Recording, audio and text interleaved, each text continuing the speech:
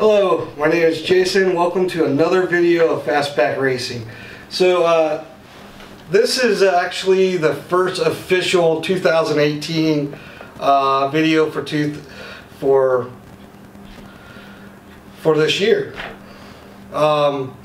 So what I'm going to talk about today, I don't have no cars around me. This is I've been watching some of other YouTube channels, and they're talking about the new YouTube rule, the monetized YouTube rule. So I'm going to talk about that. I found a good article that I'm going to read. So as you guys know, YouTube has a new rule where you have to be eligible for their partner program for Google AdSense. The new rule is you got to have 4,000 hours of watch videos, so 4,000 hours of watch time in the past 12 months, and a minimum of 1,000 subscribers. So that way, if you're part of Google AdSense, you're getting some revenue from your channel. So a lot of smaller channels are upset. And the way it sounds, these smaller channels are ones that has a couple of really good videos, and they haven't either done anything in months, and they just keep eating up the Google's still paying them out for not doing anything. So the way it sounds, Google made this rule to keep channels to continue providing content in order for them to continue to get that revenue money from AdSense. So like the previous policy for channels is to have 10,000 lifetime views, and you know, some YouTubers could just have that one 15-minute of fame video and they're golden, and YouTube doesn't want that anymore, I guess. So let me read you this article that I found from Forbes.com. It's by Erik Kain. This was posted on January 18th, 2018. The title is YouTube is demonetizing small channels, and that's a good thing. Alright, YouTube has announced change to its monetization program, telling content creators with small channels that they'll no longer be able to monetize unless they can grow their subscriber base above 1,000 subscribers with 4,000 hours of view time in the past 12 months.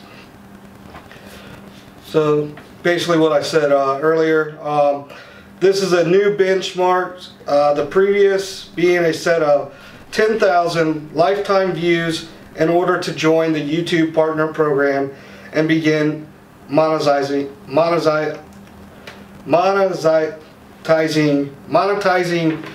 content. This throws the YouTube community into a tizzy with accusation of favoritism flying. Partly this is YouTube's fault, of course.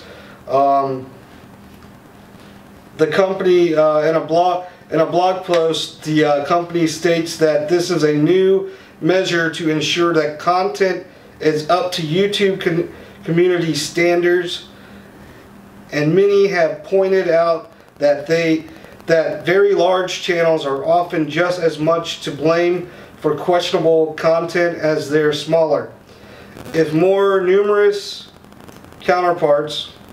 Look no further than the Logan Paul suicide forest video for a pretty stellar example of this kind of abuse.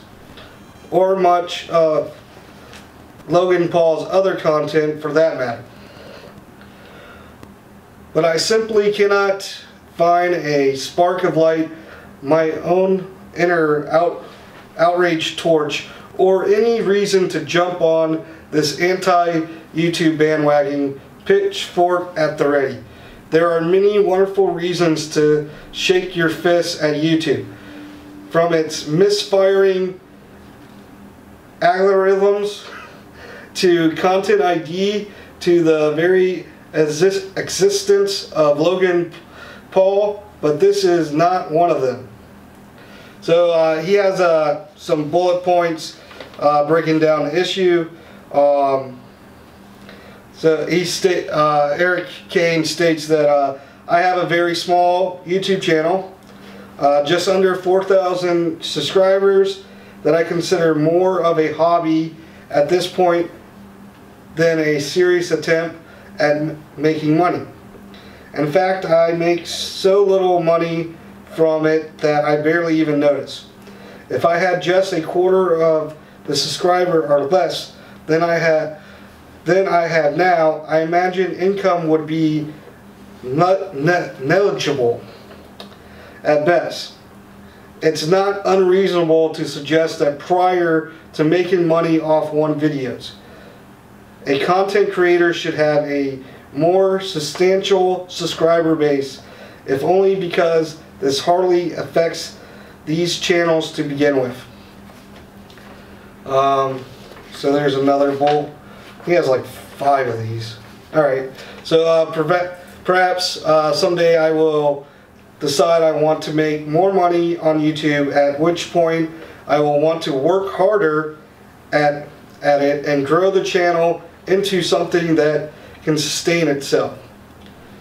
That won't be easy, but YouTube new rules aren't the issue. The issue is growing a sizable enough subscriber base to make actual money in the first place. That means number exponentially higher than 1,000 subs and 4,000 viewing hours in a year. So basically, what he's trying to say is YouTube, the new rule is to help YouTube out to get more people to start creating more content.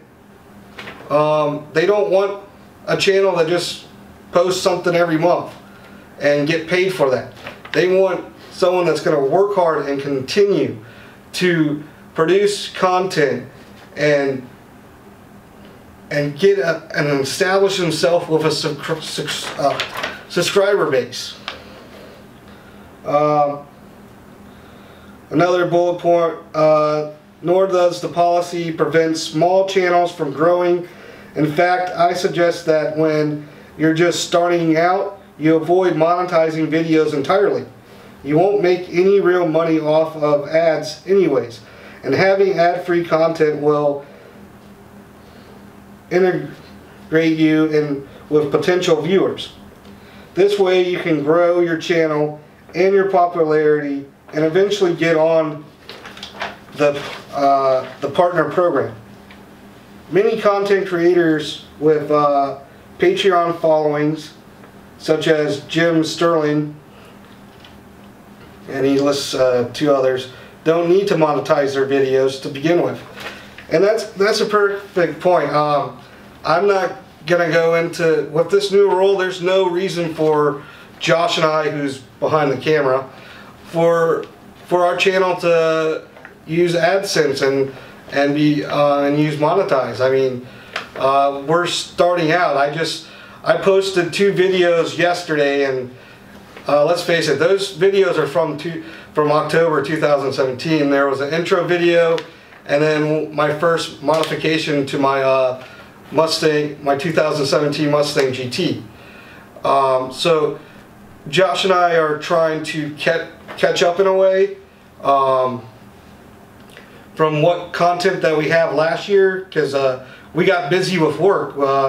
YouTube is right now just a hobby, and for me it's creative freedom, because I'm busy at work, and I'm after my master's degree. Josh at the time last year, he was after his master's degree, which he finished up his master's degree program in December. So we're trying to catch up and produce our content that we have last year, and also try to create new content as we go along. Hence the reason why I jumped on this. It's a popular topic, and I figure it would be a good video to start out with 2018. And another good point is Patreon. I definitely have thought about pursuing Patreon, and my reason for pursuing Patreon is with YouTube, we're just a car channel. If we want to go branch out, we got to create another damn channel, and I don't see the point of creating more than one channel. With Patreon, I'm willing to do a little bit more outside of just cars. I think that's good. Basically, this I'm going to stop with this article. It's like 3 pages. And I pretty much read like most of it. Not most of it, but almost half.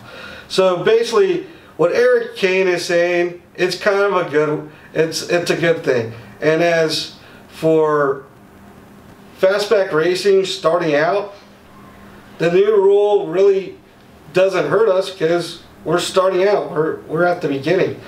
I'm hoping maybe in a year or so, or 2 years, maybe we can start the partner program with YouTube and get the AdSense. So I know a lot of YouTubers are not liking the new rule, but it is what it is. YouTube done it. There are other avenues such as Patreon, and with Patreon you provide content and you get supporters that pay for those content. So there's other revenue that you can do with YouTube.